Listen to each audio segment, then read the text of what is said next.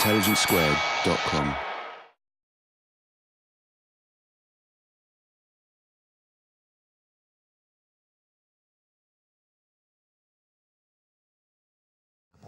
So, that in itself is a good idea. Let's go to the audience. Let's get some questions. And there are some microphones. And there's a microphone very close to a guy with his hand up. So that's a good place to start. Hello. Thank you for a very interesting discussion. May I just press you a little bit more, Professor Pinker, on the point that's just been raised? There's a certain contradiction between your paper and the title of your book. The book suggests a change in human nature. The title, The Better Angels of Our Nature, suggests better people. But your lecture was saying stronger incentives to treat other people with respect. That's what you were saying. There's stronger incentives not to kill people because they are trading partners and so you can make money from them, and so on. So it's almost as if you're saying really there are stronger incentives really to respect other people. Surely, therefore, one can qualify your argument, and shouldn't you qualify it, which is that this only applies to living human beings. Because if you put the statistics for abortions up on human abortions of human fetuses up on the screen, that would show a big increase since the mid-1950s. So surely living fetuses don't fit within your incentive structure or within your ideas. Let's give him a chance to answer. Or other species. Yeah, let's give him a chance to answer. Thank you. By the way, the better and better angels doesn't refer to, it's not a comparison among people at different times. It's a comparison among different components of human nature. At least that's the way I understood Abraham Lincoln when he coined the phrase, and that's the sense that I have in mind. That is, some of our inner actors are better than others, better morally. It is true that exchange and reciprocity as an explanation for a decrease in violence doesn't apply in all cases. It also doesn't apply to treatment of animals, because they have nothing to offer us in return for our treating them better. That's why I would not rest this entire case on the expansion of reciprocity in trade. There is an expansion of compassion. There's also an expansion of the doctrine of the idea of universal rights. That is, that sentient creatures, such as animals, ought not to be made to suffer needlessly. That very principle is one of the reasons that I think the Western world, in fact the world as a whole, has tolerated an increase in abortion, because the fetus that is aborted is not a sentient creature, and so people categorize it as not a form of violence, as evidenced by the fact that, contrary to predictions when abortion was made widely available, especially in the United States in 1973, the prediction was that since this will be perceived as a cheapening of life, it will inexorably lead to the legalization of infanticide and harsh treatment of children.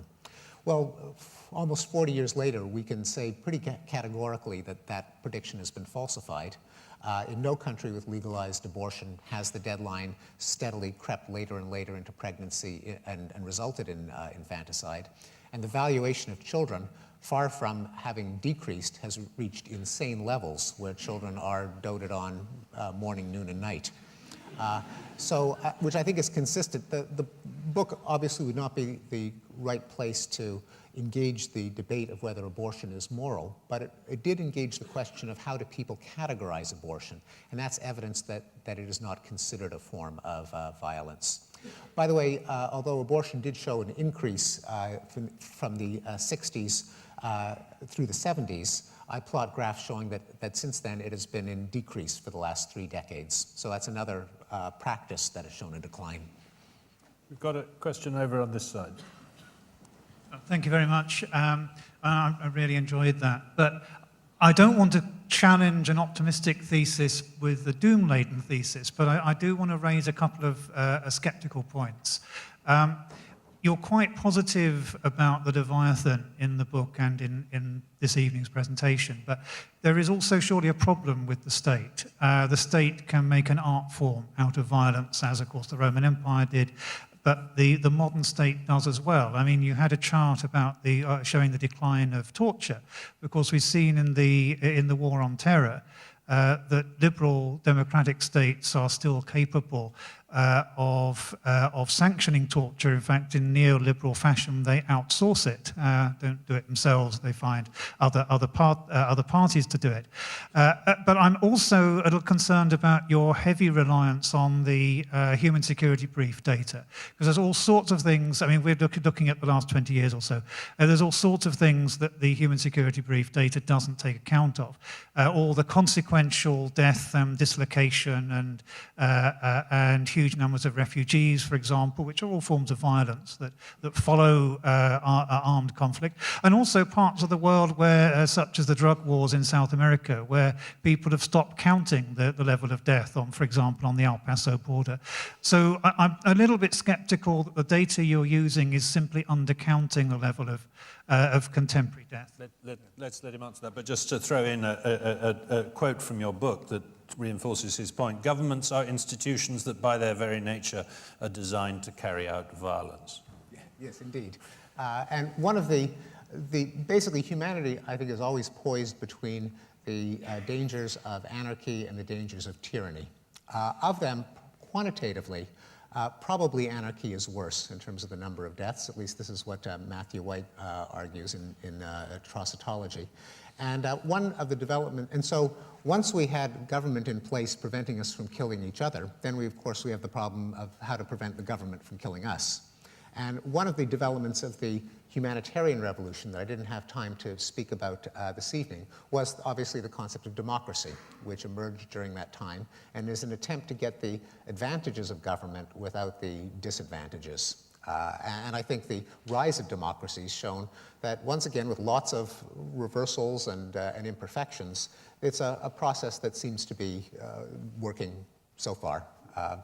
In terms of the recent use of torture by the Bush administration, that obviously is a deplorable practice, but there's just no way that it can be compared to the torture that spanned thousands of years of human history, and it was used not to extract, not even with the rationale of extracting information designed to save lives in imminent danger, but it was used as a form of punishment and conducted in the open. It wasn't clandestine, it didn't need to be outsourced, because everyone thought it was an excellent thing for millennia. Here you're talking about an infinitesimally smaller number of victims in a process that lasted a very short amount of time, was done in secret precisely because it was universally decried when it was exposed.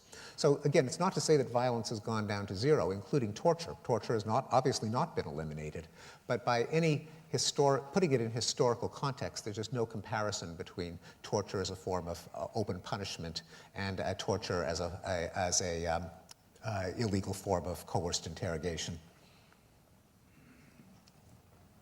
I very much enjoyed your presentation. Something that I'm quite fearful of is the role of religion, and it's something that may not be integrated into your model. Your presentation is 21st century weapons with religious ideologies. Would you mind commenting on that, and maybe we could talk more about that? You mean religions might be even more? Well, yeah, I mean, I'm not a public figure, so I can say what I like, I think. But I worry that you've got, 7th century thinkers in the 21st century with 21st century weapons. These things worry me, and they're not built into your presentation. And understandably so, this is a very specific random point I'm making, but if you could comment. I do discuss that in the book, the possibility of kooks with nukes. Obviously it can't be discounted, and although estimates of or popular accounts of how easy it is to build a nuclear bomb in your garage, or how easy it is to pilfer it from an unguarded pile in a former Soviet republic, are probably exaggerations, and that the sources that I've read on nuclear security suggest that pilfering a nuke or even making one is not impossible, but it's very, very unlikely. So again, I don't want to say that we should relax, that there's nothing to worry about. That clearly is something to worry about. But the predictions that it is inevitable And I quote predictions that experts saying, mark my words, it'll happen by 2005. For sure by 2009. Forget about 2010, it'll happen by then. And they've been falsified one after another, and there's probably a reason. Let me just mention one quick point in response to the earlier questioner, which is, by the way, the Human Security Report Project has tried to quantify variables such as forced displacement, such as excess deaths from disease and famine in the wake of a war. And there's no reason to believe that those have increased in compensation for the decrease in battle deaths. On the contrary, the most recent Human Security Report Project has shown that those have decreased as well because of the revolution in humanitarian aid, among other things. The lady in purple. Hi. I'm not going to be able to put this very eloquently, so please bear with me. If you think there is a part of human nature which is violent, and yet society is going to become less violent, what do you think is going to happen to that part in each of us, and where do you think it's going to come out in the future? Do you think nature will change, or do you think it will come out of people in different ways? Well, I don't believe in a hydraulic theory in which we have a pressurized vessel of violent impulses that has to be released through one channel lest it burst out through others. So I don't think that it's something that we have to get out of our system. I think there are circumstances in which we contemplate violence, such as the homicidal fantasies that I mentioned, and that by exerting self-control, we can not act on them. And there are a number of ingenious experiments by Roy Baumeister showing that if you weaken people's self-control, they really are more likely to burst out in violence. But I don't think there's any harm in repressing them. And Baumeister presents a lot of data that self-control is an underrated feature of human nature. No harm comes from bottling it up inside. In fact, the people who bottle up their impulses lead happier and more successful lives. There's a chap has the microphone at the back there. This may follow on slightly from the point that was just made.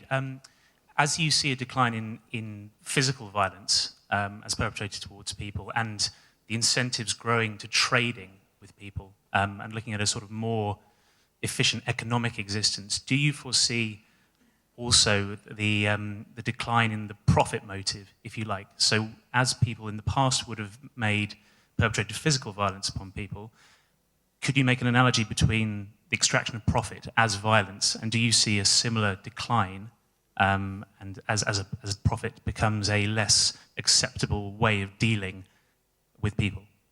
No. No, I think that's an example. It's a kind of question that I often get. It's actually reflective of how far we've come, that we're looking for more and more kinds of metaphorical violence, since the real violence is so much less of a part of our lives than it used to be. No, I don't think profit is a form of violence. I mean, partly I come from a family of retailers. My grandfather made ties. He bought cloth, he made them into ties, he sold them at a profit. I don't think that's violence. Sorry, I just don't. And Somebody back there has the microphone. By the way, on the contrary, some of the data that I presented showed that countries that encourage the profit motive tend to be more peaceable than ones that don't, because say what you will about the profit motive, but it's better than the pursuit of perfect justice, national glory, rectifying historic wrongs, and all kinds of other motives that demonstrably have led to massive violence. I wanted to ask about doom-mongering, and this thing of us being more pessimistic about things, even when the facts suggest otherwise. My personal bugbear is crime in the UK, which has halved in the last 20 years, but surveys show that people think it's about the same or has gone up.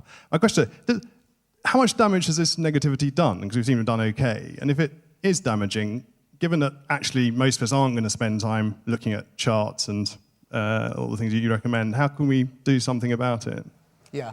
Well, there is an incentive structure among many kinds of politicians to exaggerate danger, such as the exaggeration of the danger of terrorism that led to the constriction of civil liberties in the United States, not to mention the war in Iraq, which had a kind of vague anti-terrorist rationale, based on a completely exaggerated threat of terrorism. Fear of crime allows police chiefs and prison wardens and politicians to get reelected by shaming any opponent who is seen to be too soft on crime. And so I think there is a responsibility of journalists to report not just episodic accounts of this crime or that crime, but to highlight the actual figures when they're released, make that into a news event, put the graphs on page 1. But it's part of a more general trend that I would like to see toward a greater reliance, a greater sensitivity to statistics in education, in public discourse, in journalism, in government. That is, we should all be sophisticated consumers of statistics, have the tools to evaluate statistical claims, to find flaws in statistical studies, but appreciate trends that have been demonstrated reasonably well. I argued for a requirement in statistical reasoning and decision-making at Harvard. I was outvoted, but I think this is an essential component to everyone's education. Steve, you've finally turned me into a pessimist. You really think that journalists can start to report good news or report things in proportion? If it bleeds, it leads, as they say. I've got another person with the microphone over here, but on this side, for the next one, I want you to find me a woman. Okay. So, as it were.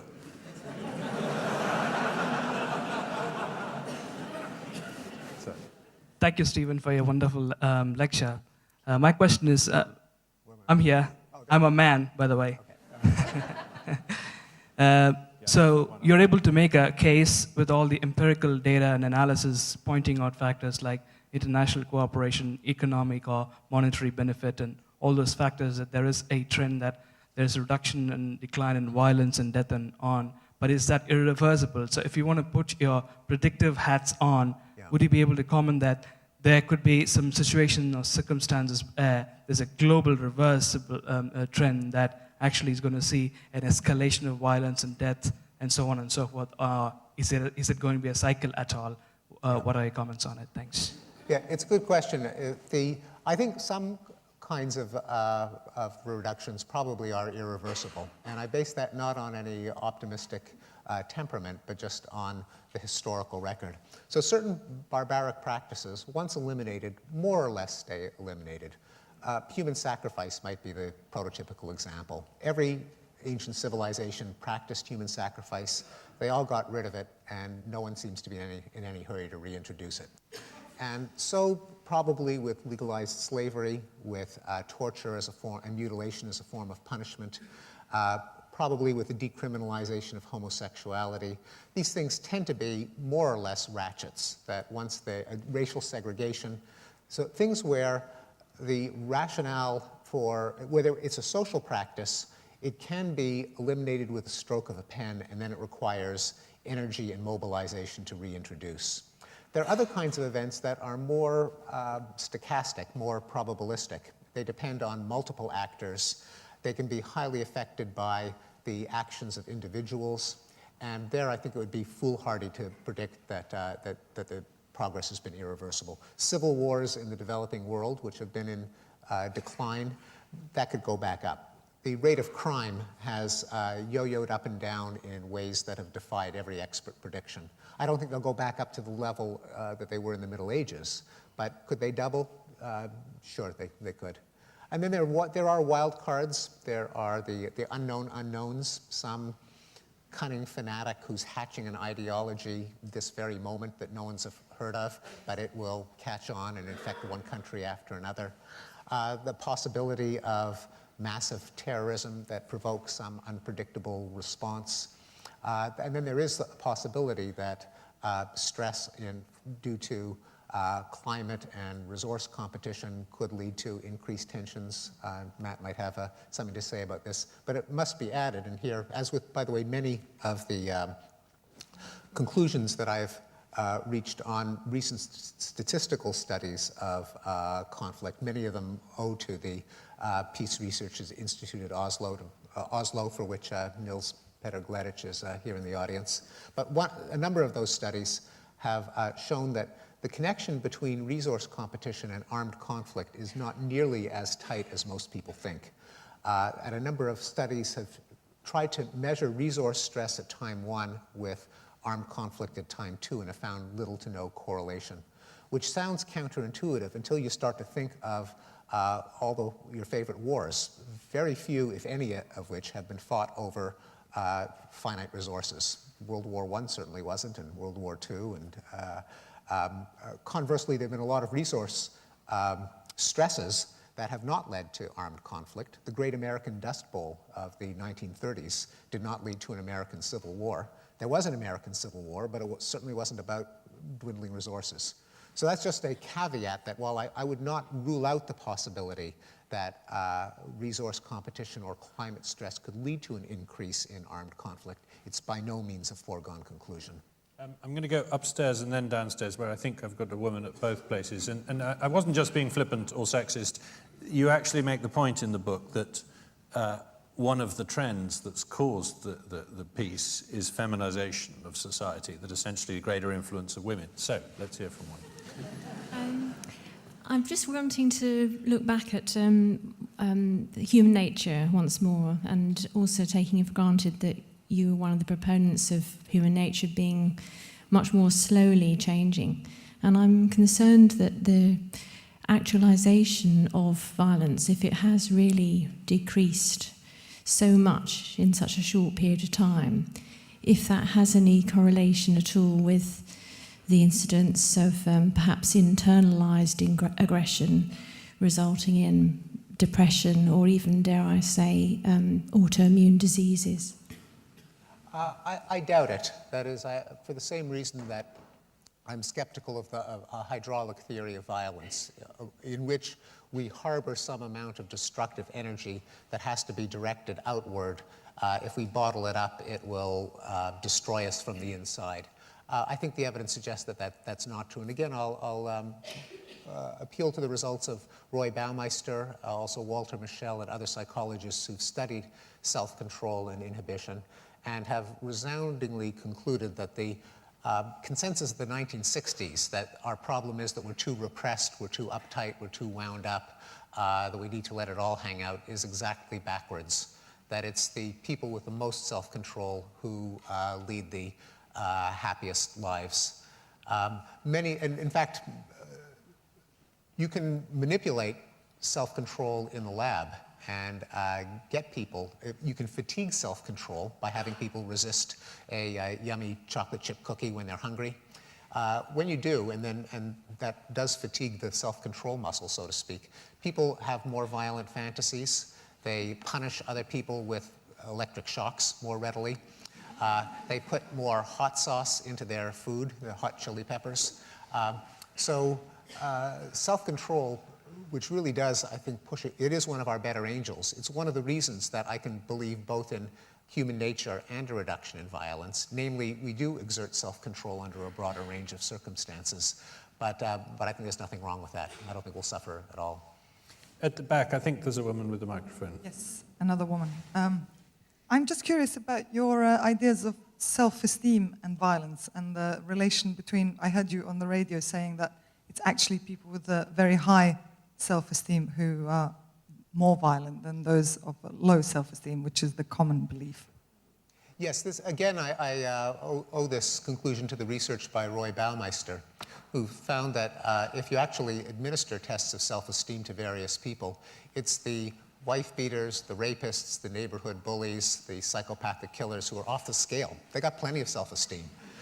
To say nothing of the various genocidal dictators and tin pot tyrants. The problem with self-esteem is, as opposed to a satisfaction in accomplishments, and by the way, I'm sorry if I'm not making eye contact, because I actually don't know where you are, but I'm going to look in your general direction.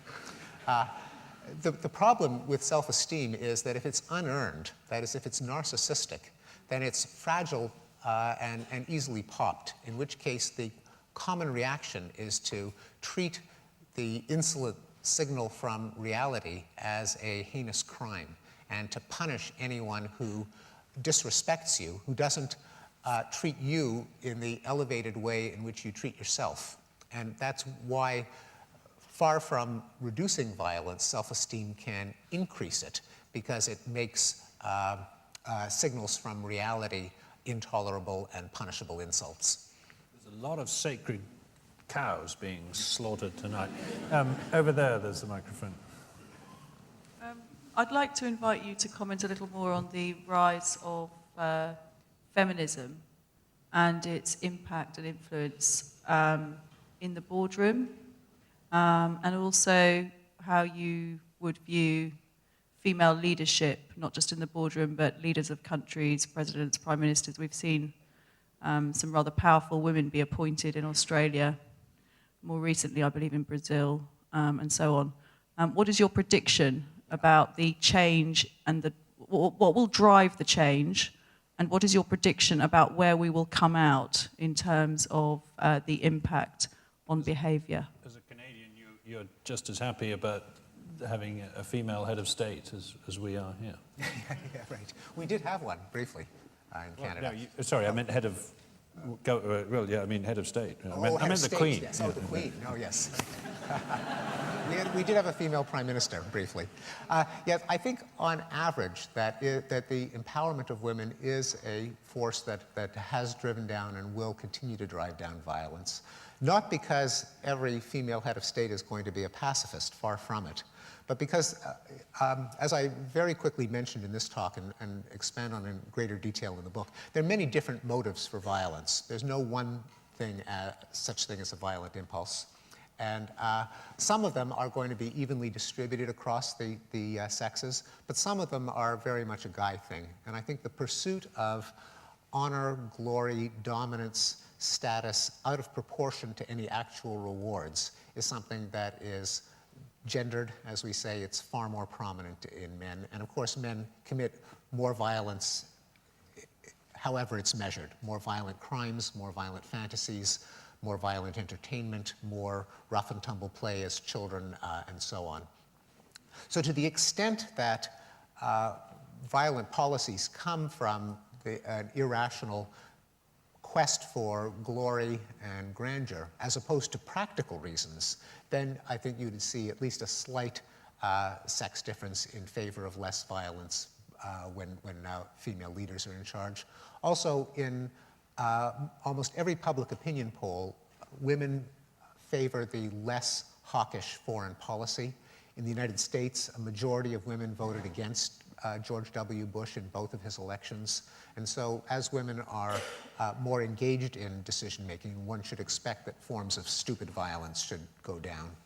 There's one other reason that's more indirect as to why the empowerment of women may lead to a decline in violence, and this is pointed out by Malcolm Potts. Namely, the main battleground in women's rights day to day is reproduction. And in societies that disrespect women, women tend to lack control over when they marry, who they marry, access to contraception and abortion. And in those societies, women tend to marry earlier under pressure from the patriarchs and have more children quickly. That tends to lead to big youth bulges in the demographic profile of a society. And in many of those societies, there's also some degree of polygyny, which means that a youth bulge is also a single male bulge. Likewise, in societies that practice female infanticide or female selective abortion. And when you have a lot of young, unmarried, rootless, and unemployed or underemployed young men, that can lead to trouble. To the extent, and recent studies have suggested that when women are given control over their own reproduction, they have fewer children, and the birth rate can plunge, economics held constant.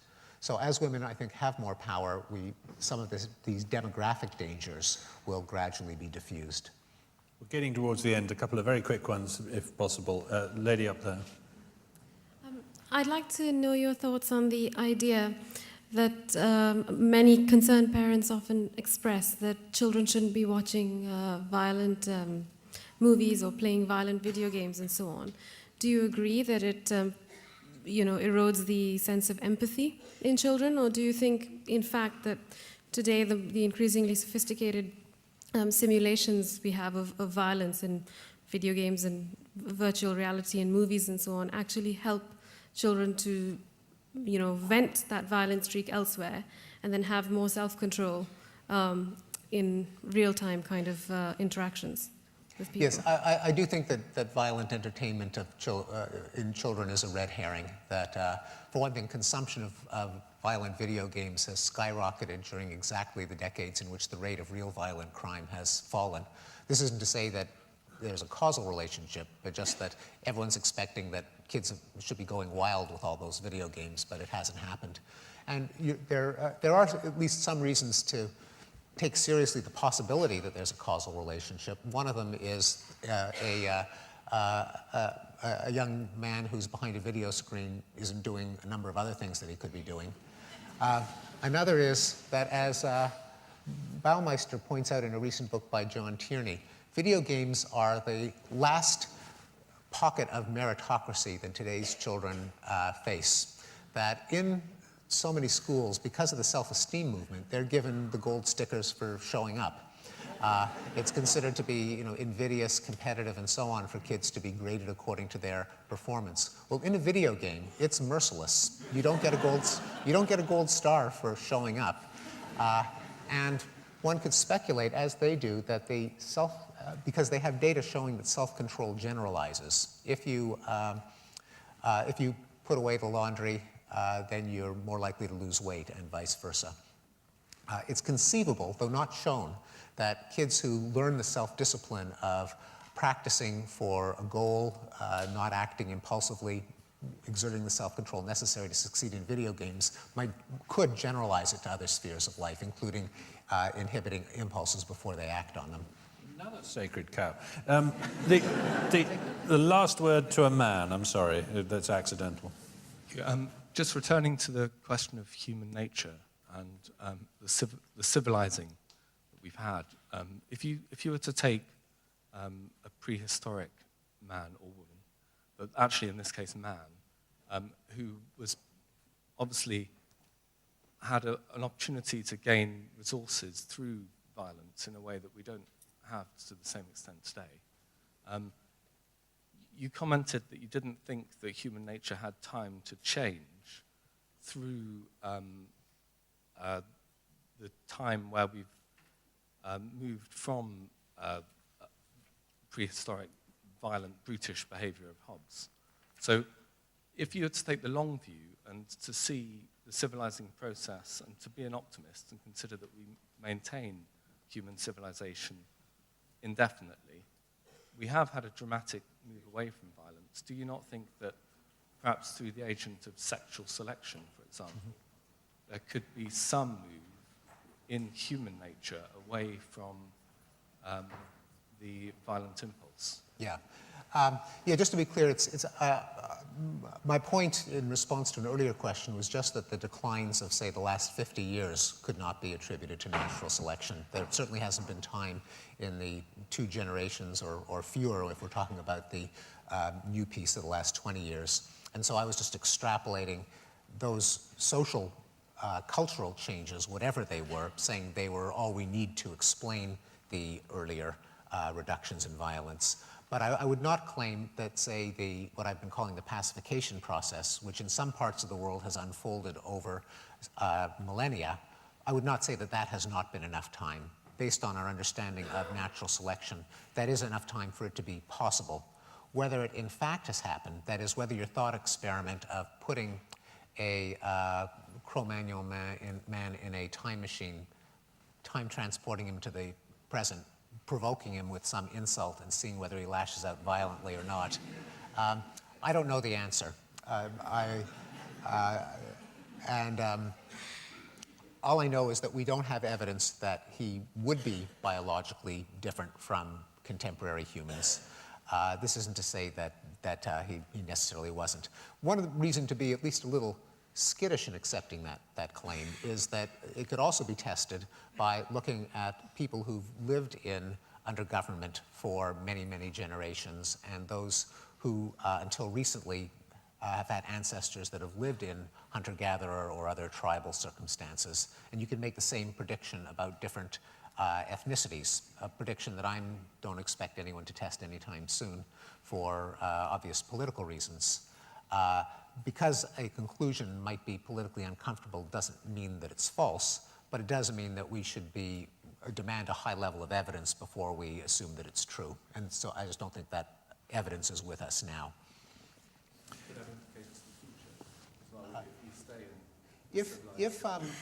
If the payoffs for, in terms of reproducing, that is, finding a mate, bringing up children, having the children survive to have children of their own, if that changed over enough of the world over enough generations going forward, then yes, that's what natural selection consists of. So it could, in theory. Ladies and gentlemen, thank you very much. I'm sorry we didn't get to every question. Steven Pinker.